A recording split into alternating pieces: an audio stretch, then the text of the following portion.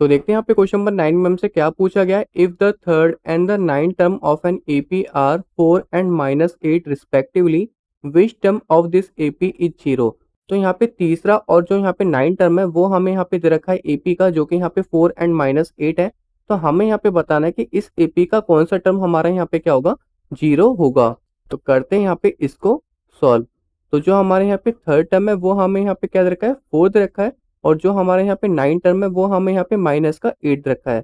तो हमें यहाँ पे बताना है कि ऐसा कौन सा टर्म होगा इस एपी का जो हमारे यहाँ पे क्या आएगा, जीरो आएगा। तो उसको मैं यहाँ पे क्या ले लेता हूँ, ए एन ले लेता हूँ। ये हमारे यहाँ पे क्या होगा, जीरो होना चाहिए।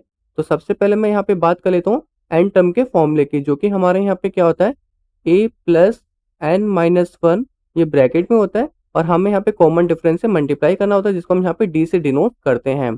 तो जो हमारे यहाँ पे ए थ्री है, इसको हम यहाँ पे कैसे लिख सकते हैं, इसको हम यहाँ पे लिख सकते हैं ए प्लस, यहाँ पे क्या था, 3 था, तो n की जगह हम यहाँ पे 3 लेंगे, तो 3 माइनस वन हमारे यहाँ पे क्या हो जाएगा, 2 हो जाएगा। तो ये हमारे यहाँ पे क्या होगा, a plus 2d equal to 4 होगा। इसको मैं यहाँ पे इक्वेशन फर्स्ट मान लेता हूँ। और एज इट इज मैं यहाँ पे a 9 के साथ करूंगा, ये हमारे यहाँ पे क्या होगा, a plus 8d equal to minus का 8, इसको मैं यहाँ पे इक्वेशन सेकंड मान लेता हूँ। तो हमने यहाँ पे क्या करा, जो हमारे यहाँ पे 9 था, तो n की वैल्यू अगर यहाँ पे 9 होगी तो 9 माइनस वन 8 हो जाएगा। तो इसको हम यहाँ पे इस तरीके से लिख सकते हैं। तो हमारे पास यहाँ पे दो इक्वेशन बन गए। इन दोनों इक्वेशन से हम यहाँ पे क्या निकाल सकते हैं, कॉमन डिफरेंस निकाल सकते हैं। तो मैं यहाँ पे क्या करूंगा, दोनों इक्वेशन को सब्ट्रैक्ट कर लूंगा। तो मैं यहाँ पे लिख लेता हूँ subtract subtract equation first from second. तो हमें यहाँ पे सेकंड इक्वेशन पहले ले लेना है, ए प्लस 8d इक्वल टू यहाँ पे क्या होगा, माइनस का 8 होगा। और हमारे यहाँ पे फर्स्ट इक्वेशन क्या था, a plus 2d equal to 4 था। अब मैं यहाँ पे क्या करूँगा, इसको सब्ट्रैक्ट कर लूंगा। तो ये हमारे यहाँ पे क्या होगा, a से a कट जाएगा, यहाँ पे हमारा कितना आ जाएगा, 6d आ जाएगा। एंड यहाँ पे क्या होगा, 8 एंड माइनस का 4, तो ये हमारे यहाँ पे कितना निकल के आ जाएगा, माइनस का 12 निकल के आ जाएगा। तो माइनस का 12 हो गया। एंड डी हमारे यहाँ पे क्या होगा, माइनस का 12 अपॉन 6, तो ये हमारा माइनस का 2 निकल के आ गया। अब मैं यहाँ पे क्या करूंगा, डी की वैल्यू से ए की वैल्यू निकालूंगा। तो ये वाली वैल्यू हम यहाँ पे इक्वेशन फर्स्ट में पुट कर देंगे। तो मैं यहाँ पे लिख देता हूँ put this value in equation first. तो ये हमारे यहाँ पे क्या होगा, a प्लस 2 मल्टीप्लाई माइनस का 2 इक्वल टू यहाँ पे क्या हो जाएगा, 4 हो जाएगा। तो a माइनस का 4 equal to 4, a equal to यहाँ पे क्या होगा, माइनस का 4 हमारा राइट साइड जाएगा, तो 4 प्लस 4 हो जाएगा।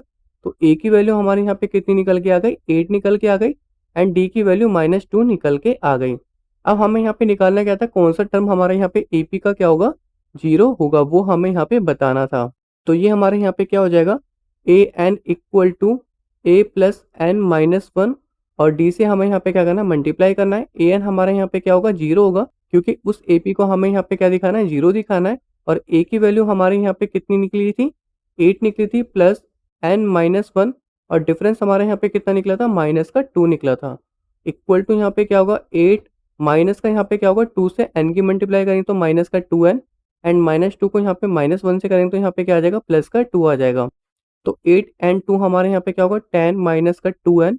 और यहाँ पे क्या था, हमारा जीरो था, तो माइनस का 2n हमारे यहाँ पे लेफ्ट साइड जाएगा तो पॉजिटिव हो जाएगा।